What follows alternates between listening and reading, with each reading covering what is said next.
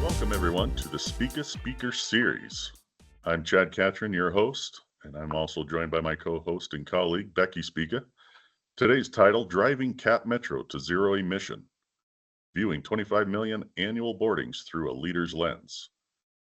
Joining us today will be Dottie Watkins. Dottie first began her transit career in 1994, driving buses part-time while she attended the University of Texas at Austin. Prior to her current role as president and CEO, she was the agency's deputy CEO, and before that, chief customer officer and chief operating officer. And even prior to that, CapMetro's vice president of bus operations and maintenance. She's been responsible for all aspects of the agency's contracted bus operations through active monitoring of service quality and contract compliance.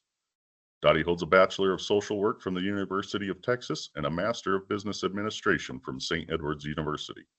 A native Austinite, Dottie regularly enjoys trips to the pool with her daughter and plays French horn in a local community band. Welcome, Dottie Watkins. Thank you so much. I'm happy to be here. Well, we're going to jump right into it, Dottie. And my first question for you is, what does a day in the life of Dottie look like? And don't leave out the band in which you play in. Absolutely. So, I don't know that there is a typical day in the life of Dottie.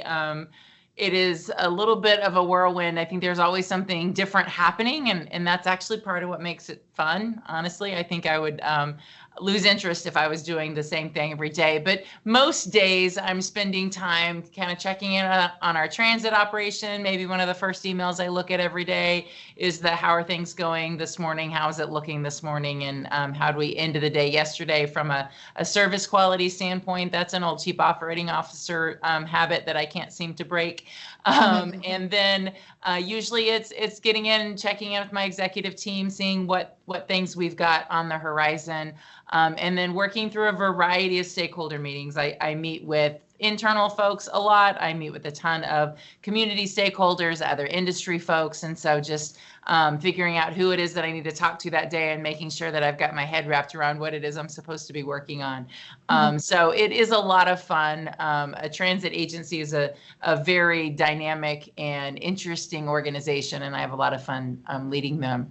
And I do play in a community band. So I play the French horn. I've played the French horn since I was 12 years old. I started playing in the 6th grade, as many people start their instrumental careers. And I play in the Waterloo Wind Band, which is South Austin's premier wind ensemble. There's a handful of community bands here in Austin, but we're the ones that kind of south of the river, as we like to refer to it. But it really gives me that opportunity to stay connected to my musical roots. I was briefly a music major before I changed my major as an undergrad. And so playing music is something that feels very me to me. It's very core to kind of who I am. I've always loved music. It is also one of those pursuits that requires both my mental attention as well as a physical attention. And I find it in that way very meditative. So when I am playing the French horn, I am focused physically on playing the instrument and mentally on what it is that I'm doing. And I can't really be worried about all of the rest of life. And there are very few other activities that I undertake that do both of those things at the same time. And so I find it to be, I'm always energized and refreshed after a rehearsal or a concert, just having kind of gotten that time away from all of the other pressures in life. Absolutely. Thinking of your days when you started with CapMetro, and you, as we learned in your intro, started as one of the drivers. Do you have any examples of unique insights you were able to use in your work currently because of having been a driver? Yeah, having come from that, I don't even know if I would know how to do the work without that perspective. So, I jokingly call myself an accidental transit CEO. I did not when I'm a kid, I was not saying when I grow up, I want to run a public transit agency. I didn't even necessarily want to work at a public transit agency. That was never kind of in the cards precisely, which is interesting because I'm actually a second generation CapMetro employee. My dad worked at CapMetro. He was a diesel mechanic my whole life, and he was actually in maintenance management when I was as a 19-year-old. When I first started driving as a student. And so he's the one that talked me into the job because he learned that they were looking to hire some part-time folks who weren't going to be mad that they could only get part-time hours. They wanted some true part-time workers. And since I was going to school full-time, he knew that would be a good fit. And so I really just kind of took it because I needed a good job, and it was a good job, and it paid the bills. It let me work in the mornings, go to school in the afternoons, and still have my evenings and Saturdays free to be in the marching band at the University of Texas. So it helped me line up all of my interests. But it quickly became something that I really fell in love with.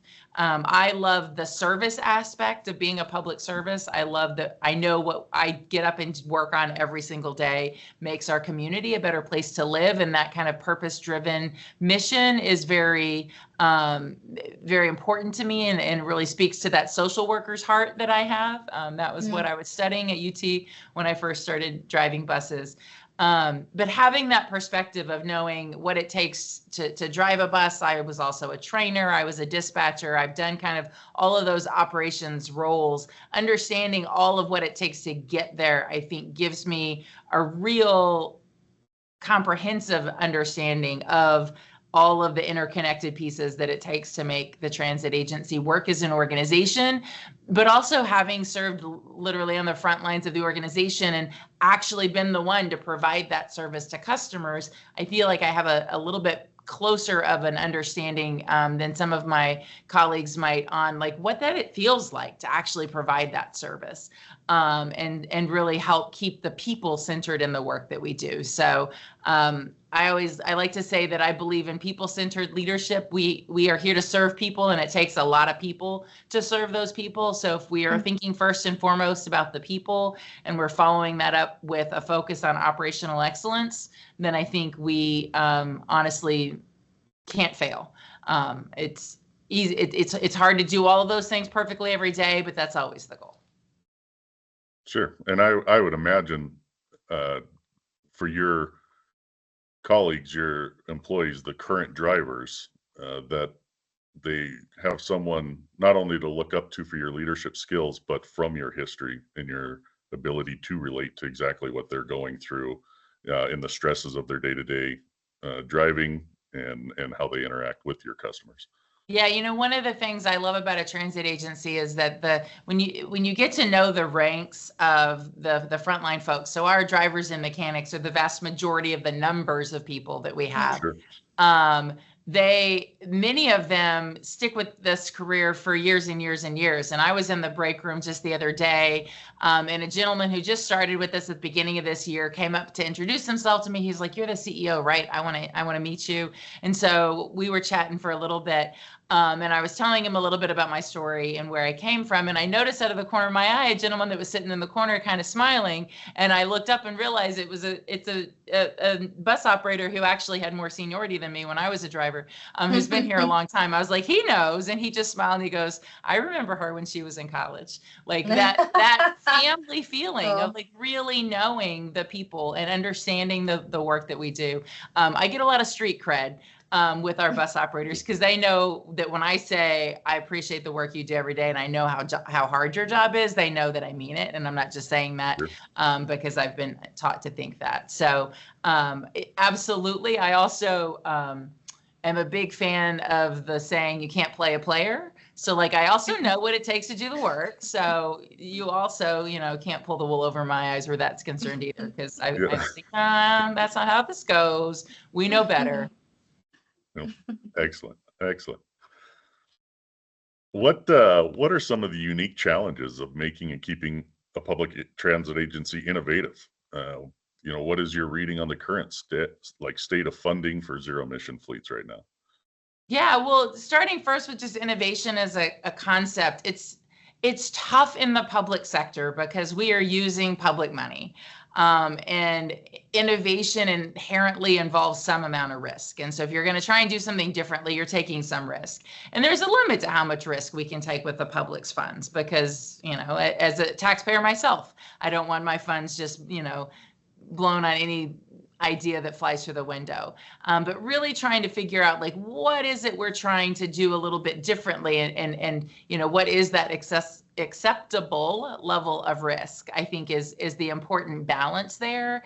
And I think that all too often we think of innovation only as like fancy new technologies, but I think sometimes innovation is about something that doesn't seem super technologically advanced, but is just a different way of thinking about a problem. And so really trying to figure out like, what are all of the kind of core pieces of what we do? And is there a different way to think about it? One of my favorite innovations that we have deployed in recenter years, this is a few years back now, but it was what we call our nighttime courtesy stops program. And it was born of this conversation about one of our bus routes that along the route, the sidewalks weren't crazily well lit.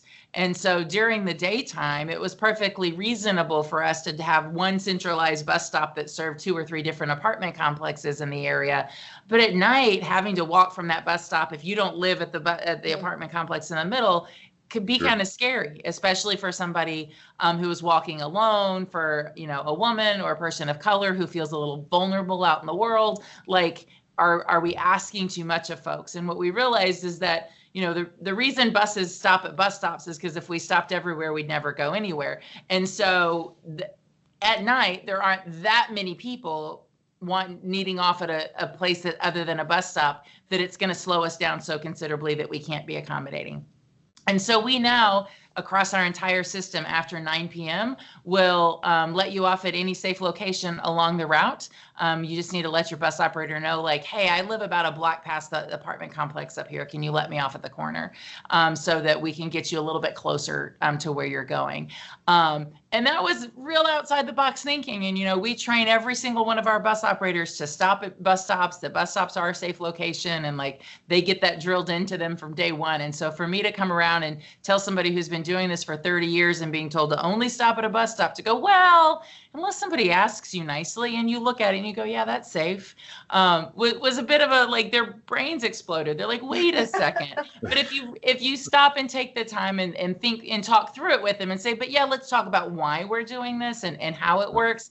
And let's try it. We did it first as a pilot. Like, I felt pretty sure we weren't going to all of a sudden be overrun with requests for courtesy stops. And lo and behold, sure enough, we weren't, but kind of easing people into it. And so I think that was, a good opportunity for us to lean in and go, this is a different way to think about the same problem we've been trying to solve for a long time, and remove a barrier for somebody to use our system. Mm-hmm. But then, of course, a lot of innovation is about technology. And you asked about one of my favorite ones, which is zero emission vehicles. Because I'm a firm believer in zero emission vehicles. I am also the owner of a lot of zero emission problems as a transit CEO. And so, like, I am an operations person to my core. That is who I am. And I believe that cleaning up our fleet is extremely important. But second only to making sure that we have reliable transit service out there. When we talk a lot about our zero emission vehicle program, we like to remind folks that the best thing we can do to help the environment and to help emissions in general is to get people out of their cars and onto the bus. The second thing we can do after we've done that is make that bus as clean as possible. And that's an important distinction, because as you receive new technology, if you are unable to provide reliable service with that new technology because of all the pain points of implementing new technology, then we're missing out on the number one thing that we can possibly do to help improve the environment, which is have a reliable surface that people want to use to get them out of their cars onto the bus. And so, we here at CapMetro have actually paused a little bit. We've pivoted a tiny bit in our own zero emission vehicle fleet because we were on a pace to deploy faster than the technology was able to serve us well. And so we've said, okay, we don't need to buy any more battery electric buses. We currently own 104 of them, which is a pretty good number. We've got a 460 bus fleet. So that's a big old chunk of what we've got out there. And we've said, in our next purchase, which is still a year or so out, we'll probably buy a diesel electric hybrid.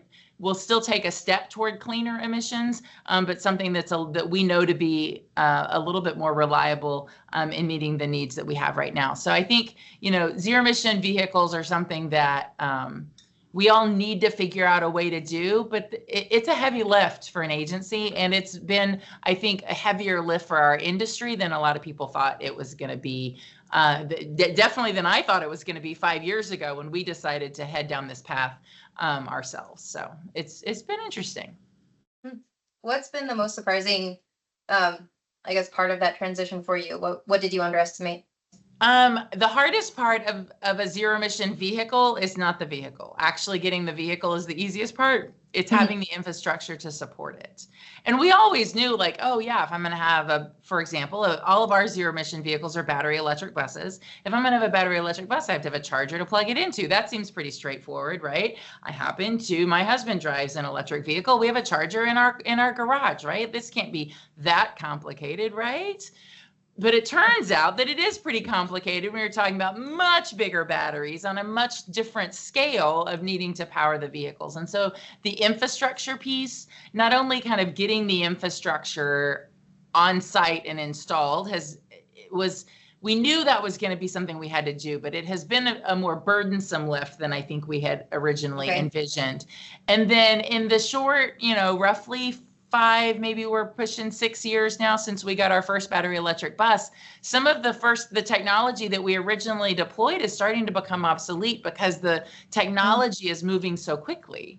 And so as a public entity, I buy a big old piece of capital equipment. I need it to last a long time, right? We would probably all have changed our fueling structures years ago if diesel pumps only lasted 5 years, right? But if a electric bus charger that you bought 5 years ago ends up 5 years later being like really kind of out of date for what you need it to do, that's a whole different way of thinking about it. And so I think the infrastructure side to support it has been tough.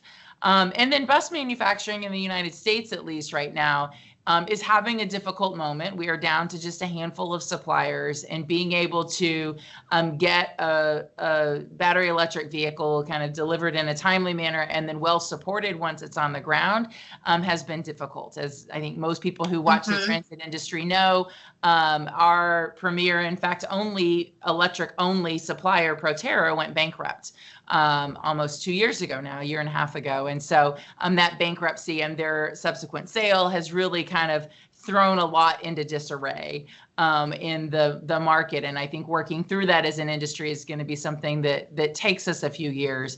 I still believe in zero emission vehicles. I just think it's turning out to be a little bit harder to actually reliably deploy than I think many of us thought it was going to be. When I closed my eyes in 2018 and envisioned what 2025 was going to look like, I had thought we would be further along. Now, I also wasn't envisioning a global pandemic and complete supply chain disruption in the middle of all of that. And so, that has sort of reset the issue for a lot of the things that we're now having to kind of figure out how to put back together. When we chat with folks that are primarily in maintenance and safety, right, for the buses, they do talk about the challenge of infrastructure in terms of equipment, new equipment, but also just space availability in the older facilities that weren't designed to house all of that. Huge conversation that we have with almost everybody that calls in looking for some kind of access system. Yeah, absolutely. And it's a whole different type of, maintenance worker that needs to understand, that is going to maintain a battery electric bus charger versus somebody that is an expert in diesel fuel pumps. That's not to say that the one can't become the other, but it's not like somebody just comes up and goes, oh yeah, I know how to take care of that stuff, because if you can do one, you can do the other. It's completely different. I also think that, I have tens of millions of dollars worth of fueling infrastructure in the form of underground diesel tanks and diesel dispensers that were just assumed to be a sunk cost that I had to have in place in order to take care of my fleet. But I didn't have to every day explain why that cost was necessary, right? Because it was just like everybody got it. And with battery electric buses, it's a whole new thing. And so we're having to do that all over again. And it does take space. It does require a completely different level of partnerships, right? Partnering with your local electric utility is different than getting your, contract for fuel. It's a whole different supply chain to even get your source of energy delivered to you. And so working through all of those issues has been interesting. I could go off on a whole 15-minute rant about trying to purchase a single Buy America compliant electrical transformer, because buying just one transformer is not actually how people who sell transformers, and having specific rules about the one you're going to buy makes it even more difficult. And so, being able to kind of fit some of our processes and things that just seem very natural to us as transit agencies, and being able to kind of shove this new technology into some of those processes has proven to be a challenge. That doesn't mean they're not worth doing, but it's definitely, I think, been a bit tougher than we thought it was going to be. Mm-hmm. I have a side note question for you on Buy America compliance, because the contracts that we win, or at least bid on, oftentimes do require that. Why is that so important? Because federal funding, frankly, Okay. because the FTA says it's important. It's important. Okay. And it is a very valuable policy aim of the federal government to say, if we're going to spend taxpayer money, we should benefit the American economy. But largely, we require it because, we have two sources of funding primarily. Our primary sources of funding are our local sales tax and then our federal funds. And our federal funds as an urban system, as Austin is, are limited for use on our capital program. And so largely, this is a way oversimplification, but largely I use my local sales tax to pay my operating costs, and I use the federal funding to pay for all my capital investment. And so that means that all the stuff I buy is going to have to meet all of the federal acquisition requirements. And so that typically includes Build America, Buy America compliance. Yep. That's, I haven't thought through this, what that looks like with the recent tariff conversations going on, but that would just add more restrictions, I would assume. It definitely adds a lot of questions. Okay. The transit industry, and I will not even try and tell you how tariffs are going to impact anything. I just know there's going to be a thing. But the transit industry as a whole is a real niche little piece. I mean, yes, we have billions of dollars of spending, but when you look at on the scale of the overall economy, we're this tiny little piece of the transportation sector, really, or a tiny little piece of the government spending sector, depending on how you want to slice your spending. Sure. But it's pretty niche. And so, it's not like even like over-the-road trucking. If we were talking about how to make changes for over-the-road trucking, they are, exponentially larger than us in terms of the size of the fleets that they operate and this kind of scale and spread of how they interact in the economy. And so it's an interesting thing because, we have these policy goals that we're trying to achieve, but we're just such a tiny little niche industry. It's hard sometimes, I think, to kind of get the rest of the world to come along with us. But it is, because of that, I feel like we are on the bottom end of the string that got shook when the supply chain really got disrupted in the pandemic, and kind of coming out of the pandemic. There's sort of a new world order, it seems, of how the supply chain is going to work. And when you're on the bottom of the string, you shake the most. And we're really just getting settled down. And so the idea of tariffs coming and shaking the top of the string again does not make me happy. I really would love some more predictability how things are going to go. But we'll work through those challenges just like we have the others. You touched on it, your different funding sources for CapMetro, and one of them being local sales tax.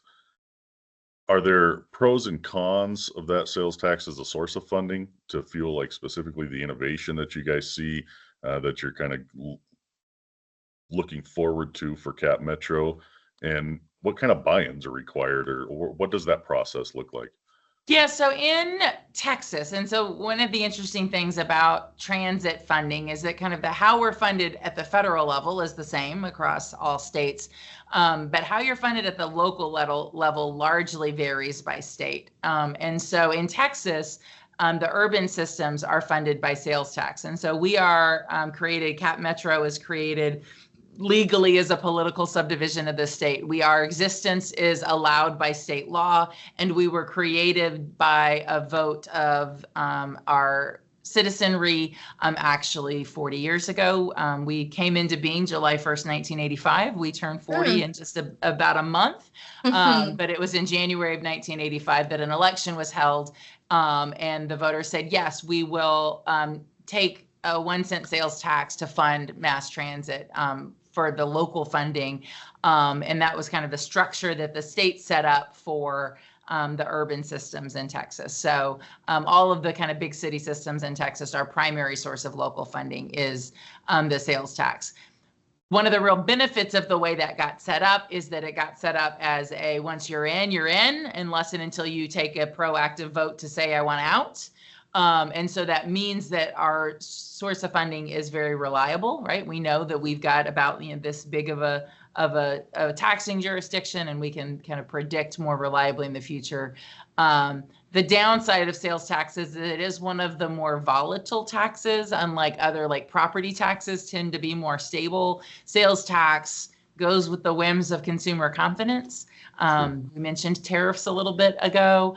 Consumer confidence is a little shaky right now, which means that even people who have discretionary money to spend are probably holding on to it, which means our sales tax is not growing, which means that, we're having to deal with increasing costs without increasing revenues, which is always a problem, and one that we're tackling head on right now at CapMetro. So I am grateful for our sales tax because it is a perpetual tax. It is the funding mechanism that allows us to continue to operate and gives us that predictability to know that we're going to be able to, we can look at the predicted demographic trends for our region and say, well, then if the region's going to grow this much, and we can rely on that to say, then here's what we can expect our costs to be and what our revenues could be. It also, sales tax tends to grow with the economy. So as we grow as a region, we collect more sales tax, and then that funds more transit service. So it's a smart tool. It's a right-sized tool.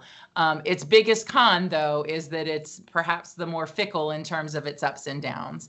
And we happen to right now be in a down. So you caught me in a bad moment to ask me how I feel about sales tax. Normally, I'd have been like, our sales tax is wonderful. We love it. It is a good, reliable source of funding for sure. So CapMetro, considered a role model for other transit agencies. What are your sources of inspiration in leading CapMetro? For me, it all comes back to being about the people. So I am not only a lifelong CapMetro employee, maybe not quite full lifelong, but pretty much my whole adult life I've been at CapMetro. I'm also a lifelong Austinite. And Austin is one of those places where actually I think more than half the people who live in Austin or the Central Texas region as a whole are transplants to here, because we've attracted a bunch of folks for the longest time. And when I was growing up, we were primarily a university and state and local government town. We're the capital of the state. So we have all the state offices, all the state agencies have their big headquarter office buildings here, ton of state and local government employees, as well as the University of Texas at Austin, the flagship campus of the best university system in the country. A little biased, but that's my opinion. And so for the longest time, that was sort of what would fuel our growth. And a lot of people, their story, when you ask them, well, what brought you to Austin? They're like, oh, I came here to go to UT and I just never left, right? A lot of people, that is the story. I actually married one of those people. It's just a very normal story here in Austin. And so to be a native Austinite is a little bit of a unicorn. But I say all of that because one of the things that Austin has always been, our motto is keep Austin weird. We really like to we're very much a live and let live. the hippie mentality. Willie Nelson calls Austin home for a darn good reason. He's a local legend for a darn good reason. And so that sort of, we really want to let everybody come be themselves. Let your freak flag fly, you be you, and we're all going to figure out how to do this together is kind of the energy that our community has. And I like to say that Austin couldn't Austin without CapMetro. You can't do that. You can't enable that kind of let's make it work kind of mentality without a good public transit system. It's still one of those public spaces that is a melting pot, a whole mixed bag of who you're going to see on the bus any given day, all across our community. And so I really am inspired by that because I love Austin so much. I have, was not just born here, but have made the conscious decision over and over again as an adult to stay here because I really just love the community and love the feel of Austin. And so I really find my inspiration in the people and figuring out, like, we are here to help the people. Our mission is to empower, enhance, and serve our region and its communities through the provision of high quality public transportation service. But that's the whole reason we're here, is to empower, enhance, and serve our community. And there's a lot of meaning in that. And I think when you can take a step away from otherwise, what are you doing? And does it do one of those things, right? We've talked a lot about zero emission vehicles as one of the innovations that we are pursuing at CapMetro. And we talk about enhancing our community. A zero emission vehicle is an enormous enhancement to the experience of having a bus in the community. Not only is it a cleaner vehicle from an environmental impact and emission standpoint, but it's a cooler vehicle, which in Austin, Texas is extremely important. If you ever walked down a sidewalk in Austin, Texas in the summer and then walked past a running bus, it's like all of a sudden 10 degrees hotter on a 100-degree day. Like, you don't need that. And so to take that extra heat out of the environment, it's a much quieter vehicle. And so to be able to take that much noise out of the environment, it's a way better customer experience. It's way better for so much of what we do. It's the reason why we think zero emission vehicles are in fact the future. And we are definitely going to continue working toward having a full zero emission fleet over time, is because it does enhance our community, whether you're on the bus or next to the bus. And so really looking at everything we do through that lens of community and through the people is how I try and help people remember the importance of the work that we do. Well, and I think, everything you just said is exactly why CapMetro is a role model in the industry.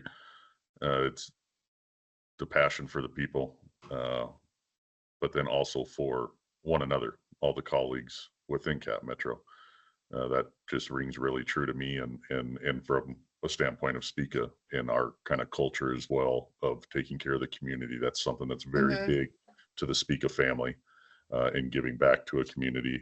While we don't do much work we don't supply our maintenance stands to our community, everything we're doing is to be able to support our community. So that really rings true to me.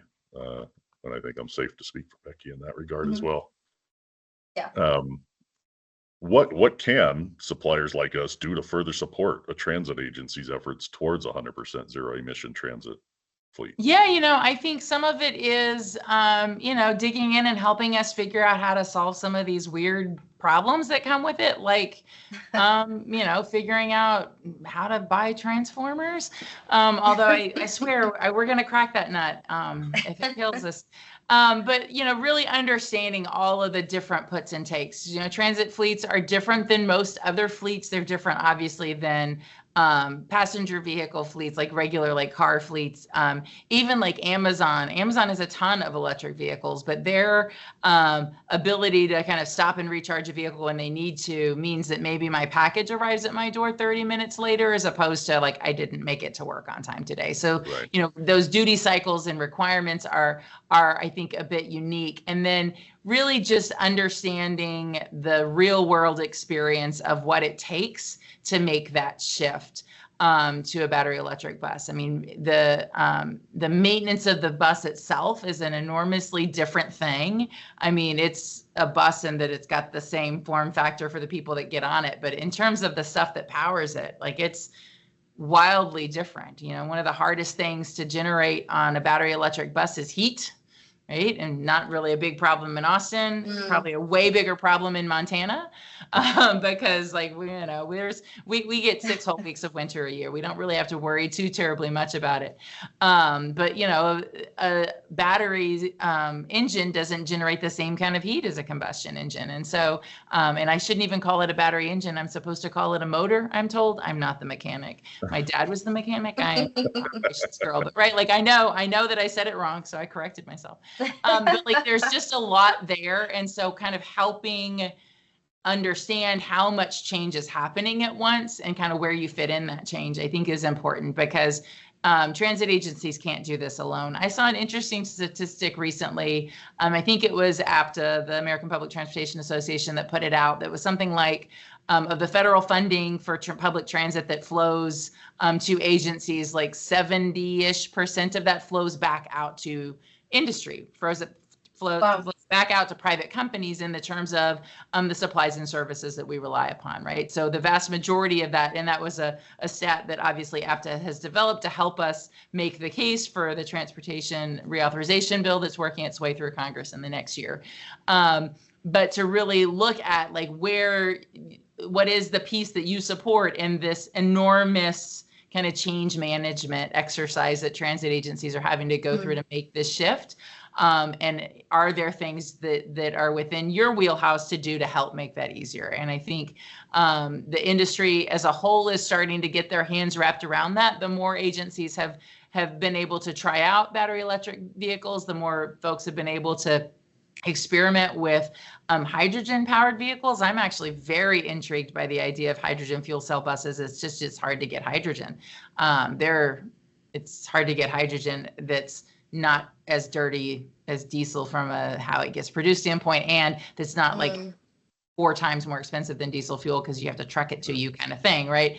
And, like, hydrogen as a thing, right? It's one of the most common elements on the periodic table of elements. Feels like we should be able to do something with that.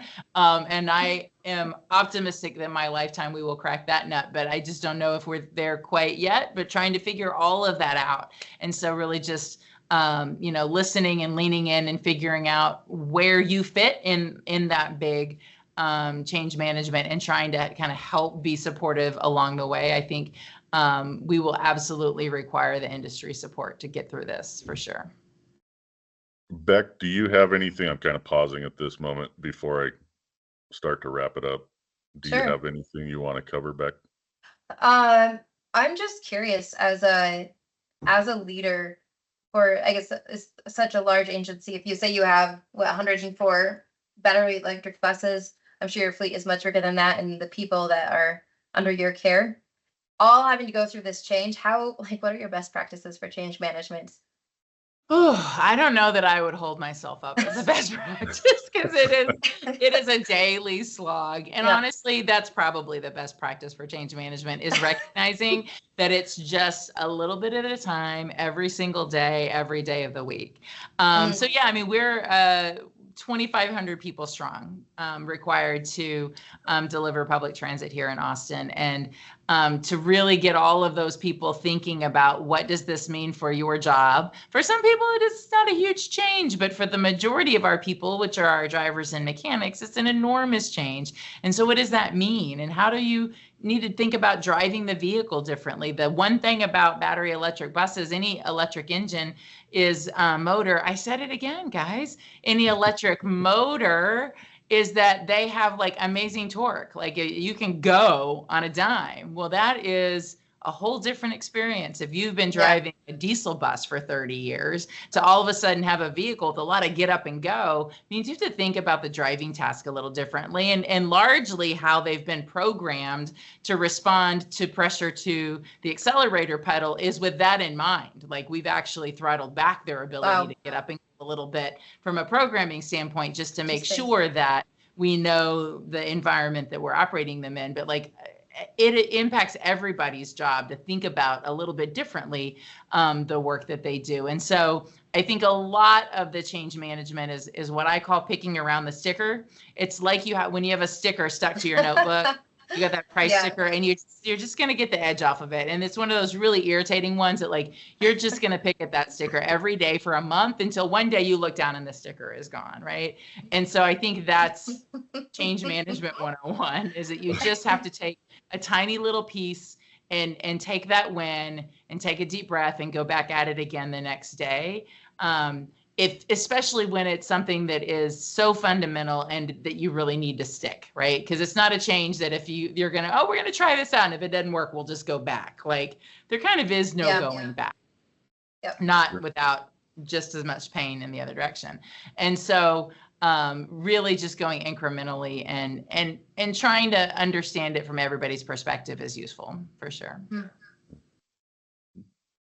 Another question, just broadly speaking about the future of transit, what do you see in, let's say, the next 5 or 10 years as kind of the headlines of mass transit? I think as I look in the next decade or so, I think the factors that are going to really drive change in transit are definitely emissions. Zero emission vehicles are going to continue to drive change and really help us think differently about the actual vehicle, the literal vehicle we use to deliver our services. I also think that AI and all of the kind of really smart computing, I'm not sure where the line between artificial intelligence and really smart computers lives, but in that world, some of the kind of decision making on a moment-to-moment basis and ability to say, hey, here's a bus, this bus is going to need repairs when it gets back to the yard. I mean, frankly, we have the it's possible, and we aren't all ready to deploy the capability, but it is possible for a bus to know that its sensor is giving you some reading that indicates a likely failure coming up, and it could tell you, hey, I'm getting this reading, I'll be back, I'm scheduled to be back at the yard at 9 p.m. and why not have a mechanic ready to greet that bus, see to it, fix whatever that issue might be, and never actually experience the failure. I think that level of analytics we're on the verge of having the computing power and the ability to make some of those changes. And so I think that's going to make us wildly more efficient. I also think there is some real push to have different kind of types of transportation service depending on the need you're trying to meet. And one of the ones that I'm thinking about specifically is what we refer to as microtransit. So microtransit being kind of like an on-demand, kind of as though a ride-hailing service like Uber or Lyft and a bus route got married and became largely they're deployed, or at least the way we deploy them here in Austin, is a zone-based on-demand zone where you can app-based hail a vehicle anywhere within that zone. It's still a shared ride. It's still a public service. It's not funded, typically they're not funded based on how far you're traveling. This time it's a kind of flat fare based system, but those sorts of flexible options to supplement our more fixed networks, I think, are going to become a better and better tool the smarter we get at deploying them. And so I think they're in the next 10 years, I would say those are probably the biggest things that are going to impact us. I think in the next 50 years, we'd also be talking about the automation of vehicles and vehicles that are much more capable of doing some of the driving tasks on their own. Notice I said 50 years because I'm not sure when it's going to happen. I'm pretty sure it's not next year. I bet it will happen by 50 years from now, but it's still, I think, a good ways out there before we have, robot buses driving themselves around all day, every day. But along that path, there's opportunities for fun advancement. We recently did a demonstration of yard automation, right? It's a little easier in a controlled environment to have an automated vehicle. So we did a conceptual operation, kind of proof of concept as part of an FTA innovation grant that looked at what if a bus, when it got to the yard, was kind of took over on itself and drove itself to get washed and drove itself to its charger and got itself charged. And then once it was fully charged, drove itself to its parking space, right? And you weren't having to have a human being do all of that work, which is what we do today. And so, I joke that when your charge management system has a social security number, you're in trouble. And that's where we are today. We actually have a team of people who move vehicles around all night to help manage that that kind of flow. So how do you automate that? It was a great proof of concept, but it's still a long way from prime time. We're hoping to participate in the next round of FTA innovation grant to help us kind of flesh it out a little bit further. But I think that's also coming, but I think that's a lot further down the road. Awesome. I have one more question for you, Dottie, and that's just, based on your learnings, what advice would you give to the young students about how to build a fulfilling career in mass transit? I would say find something that you think is interesting and just lean in on it.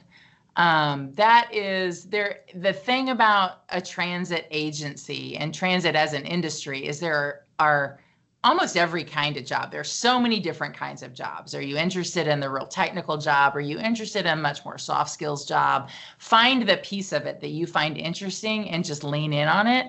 And it can be very, very fulfilling. I advise people all the time, don't be afraid to take on something that you don't think you know how to do, like drive a bus. Don't be afraid to dive in and take on an operational role and think, I don't know, I kind of was hoping to one day be a CEO. Well, I can tell you that has actually been the best training I ever got as a CEO, was knowing what it was like to deliver that service as a bus operator. And so, being willing to kind of think outside what might be thought of as like your kind of normal box in terms of the roles that you'll take. But also I will repeat advice that I got from a former boss and mentor of mine, who told me, never say no when somebody asks you to take on something new. Always say, yes, I would love to do that. Let's find how I can make the time, right? Let me figure out how we can do that, because it is the old adage, those who show up, go up. And especially as a young person, just keep showing up and doing great work and leaning in and saying, I've never done that before, but I'm willing to learn, and dive in and go learn something new and try something different. And I think that you will, before you know it, you'll look up and one day find yourself an accidental CEO of a transit agency, and hopefully loving every minute of it. So.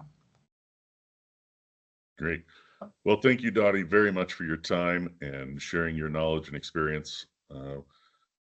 This has been really inspirational for myself, and great to learn more about CapMetro's efforts and everything that is going on there in Austin. With that, Becky, any last words? No, this has been fantastic. Love chatting with you, Dottie. Thanks so much for making the time. Thanks so much for having me. It was a lot of fun.